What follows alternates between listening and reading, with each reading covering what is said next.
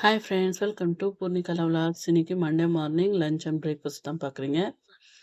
கொத்தவரங்காய் வேர்க்கடலை போட்டு ஒரு தொக்கு, ரைஸு, வேர்க்கடலை துவையல், மசால் தோசை செய்கிறேன் ரெட் சட்னி போட்டு. ரசம் இருக்குது. இதுதான் காலையில் பிரேக்ஃபாஸ்ட் அண்ட் லஞ்சு. இது ஹஸ்பண்டோடது, பாப்பாவோடது லஞ்ச் பாக்ஸு, ரைஸு, அது கொஞ்சம் ஸ்நாக்ஸுக்கு கேக் வச்சுருக்கேன். பாப்பாவுக்கு வந்து கலந்து போட்டுருவேன், அவருக்கு வந்து செப்பரேட்டாக வைப்பேன்.